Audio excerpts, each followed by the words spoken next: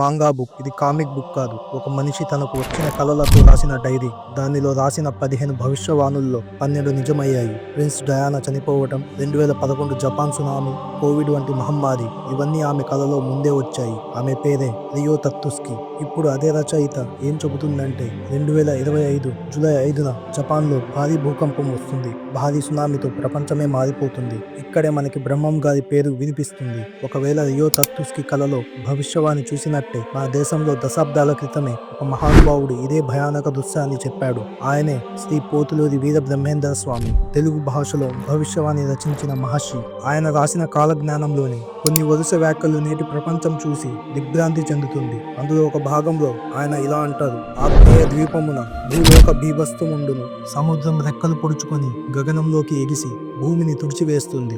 ఈ వాక్యం చదవగానే 2011 Japan tsunami చాలా మంది గుర్తొస్తుంది. ఇప్పుడు అదే మళ్ళీ జపాన్లో మళ్ళీ జరగబోతుందన్న భయంతో అందరూ గజగజ వణికిపోతున్నారు. ఒక పక్క మాంగా, మరో పక్క కాలజ్ఞానం.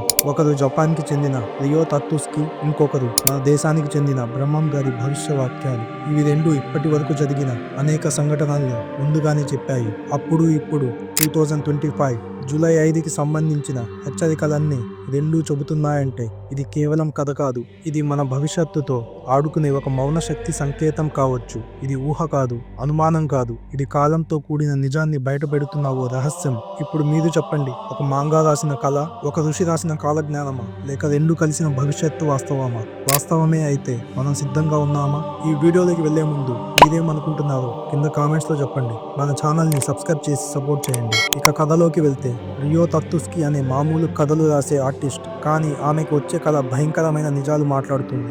1999లో ఆమె రాసిన ది ఫ్యూచర్ ఐసా అనే మాంగా బుక్ ప్రపంచాన్ని ఆశ్చర్యపరిచింది. ఎందుకంటే ఈ పుస్తకంలో ఆమె 15 కళలు వివరించింది. ఆ కళల్లో కొన్ని ఆ బుక్స్ లో ఉన్నట్టే భవిష్యత్తులో జరిగాయి. ఉదాహరణకి 1995 కోబే భూకంపం.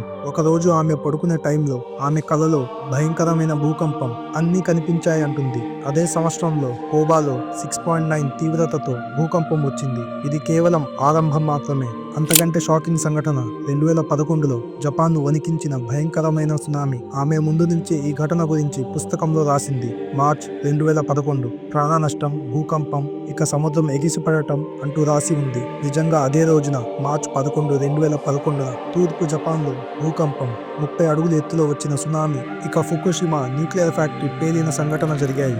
ఈ బుక్ లో ఫిబ్రవరి 2020లో ప్రపంచ వ్యాప్తి వ్యాధి అని ఉంది. అదే సమయంలో కోవిడ్-19 ప్రపంచాన్ని చుట్టేసింది. ఒక్కసారి ఆ పేజీని చూద్దాం. 2021లో టోక్యోలో భారీ వర్షాలు, ఆ తర్వాత భారీ వాతావరణ మార్పులు.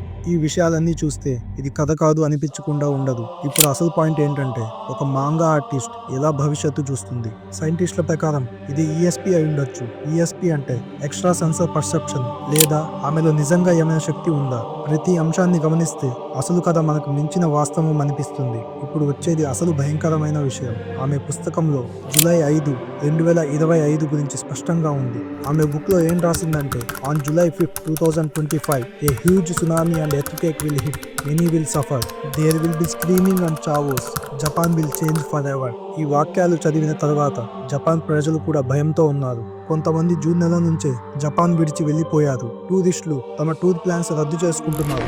గవర్నమెంట్ కి మాత్రం ఎలాంటి అధికారిక హెచ్చరిక లేదు, కానీ ప్రజల్లో భయం ఉంది. ఇప్పుడు మనం ఆలోచించాల్సింది, ఇది నిజం కావచ్చా? జపాన్లో దీన్ని ఇంత గట్టిగా ఎందుకు నమ్ముతున్నారో చూద్దాం. ఒక మాంగా బుక్ దాదాపు 20 years ముందే జూలై 5, 2025న భయంకర భూకంపం, సునామీ రాబోతుందంటూ స్పష్టంగా రాసింది. కానీ అప్పట్లో అంతగా ఎవరు పట్టించుకోలేదు. కానీ ఇప్పుడు అందరి గుండెల్లో భయం.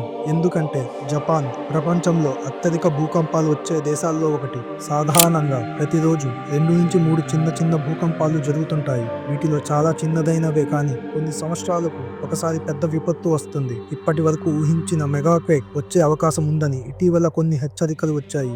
హిస్టరీలో తొలిసారి జపాన్ ప్రభుత్వం ఒక మెగాక్వేక్ హెచ్చరిక విడుదల చేసింది. ఈ భూకంపం నన్కై ట్రఫ్ అనే సముద్రంలో ఉన్న భూకంపంపై ఆధారపడి ఉంది.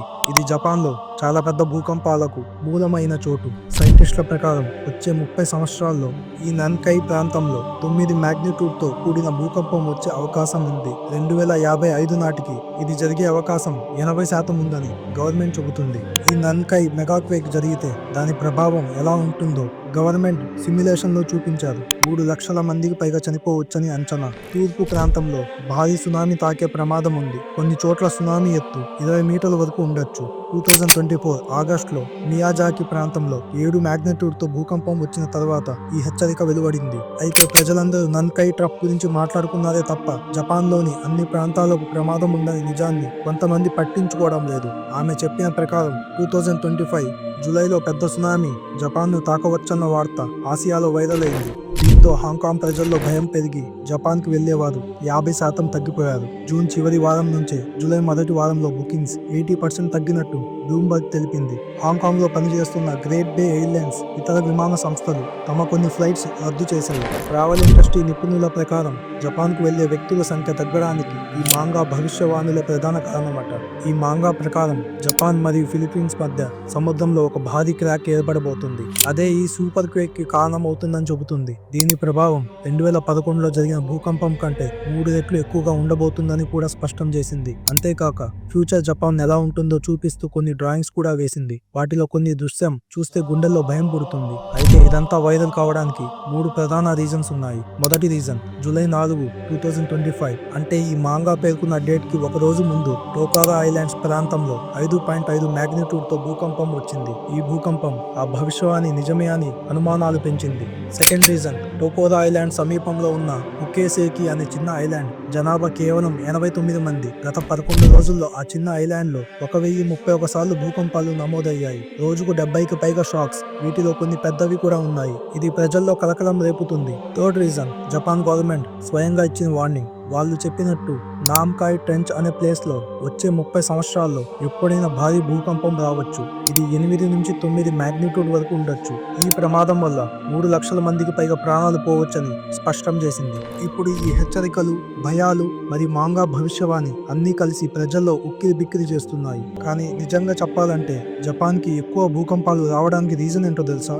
జపాన్ కింద 4 టెక్టానిక్ ప్లేట్లు కలుసుకునే చోటు ఉంది. Pacific plate, Philippines plate, Eurasian plates, north American plate. ఇవన్నీ ఒకదాని కింద ఒకటి ఉండి అవి కదలడం వల్ల జపాన్లో ఎప్పుడు భూకంపాలు వస్తూ ఉంటాయి. మరి ఈసారి నిజంగా జరుగుతుందా? సైంటిస్టుల ప్రకారం ఒక మాట స్పష్టంగా చూపుతున్నారు. భూకంపాలను మనం ముందుగా అంచనా వేయలేం, కానీ నేచర్లో జరిగే చేంజెస్ ని బట్టి మనం హెచ్చరికలు ఇవ్వచ్చు. ప్రస్తుతం జపాన్ ప్రజలు ఎక్కువగా భయపడుతున్నారంటే అది వాళ్ళకి ఇంతకు ముందు జరిగిన అనుభవాలు మరియు సోషల్ మీడియాలో జరుగుతున్న ప్రచారం. ఒక మాంగా బుక్, కొన్ని పేజీలు, కొన్ని డేట్స్ చాలు మనసుల్లో మిగిలిపోయిన ఆ పాత 2011 తుఫాను భూకంపం మళ్ళీ గుర్తు చేస్తుంది. అదే భయం మళ్ళీ కళ్ళ ముందు ప్రత్యక్షం అవుతుందేమో అన్న భయం జనాల్లో పెరుగుతుంది. జీవితం అంటే ప్రమాదాలతో కూడిన పయనం. ప్రతి చిన్న ఊహకి భయపడితే మనం ఇంట్లో నుంచి బయటకు కూడా రాలేం. జూలై 5, 2025 కానీ కొన్ని లక్షల మంది మనసుల్లో అది భయపెట్టే రోజు కావచ్చు. కానీ కొన్నిసార్లు భయం మనిషిని కాపాడుతుంది కూడా. సైంటిస్ట్ మరి గవర్నమెంట్ ఇచ్చే ఇన్ఫర్మేషన్ మీద నమ్మకం ఉంచాలి. మాంగా బుక్ కథలు ఆసక్తికరంగా ఉన్నా వాటిని నిజం అనుకోవాలంటే సైంటిఫిక్ గా ప్రూఫ్ ఉండాలి. అందుకే ఈ వీడియోని మీ ఫ్రెండ్స్ కి షేర్ చేసి మీరేమనుకుంటున్నారో కింద కామెంట్స్ లో చెప్పండి. ఈ వీడియోని లైక్ చేసి కొత్త వాళ్ళైతే తప్పకుండా మన ఛానల్ని సబ్స్క్రైబ్ చేసుకొని సపోర్ట్ చేయండి. Thank you very much.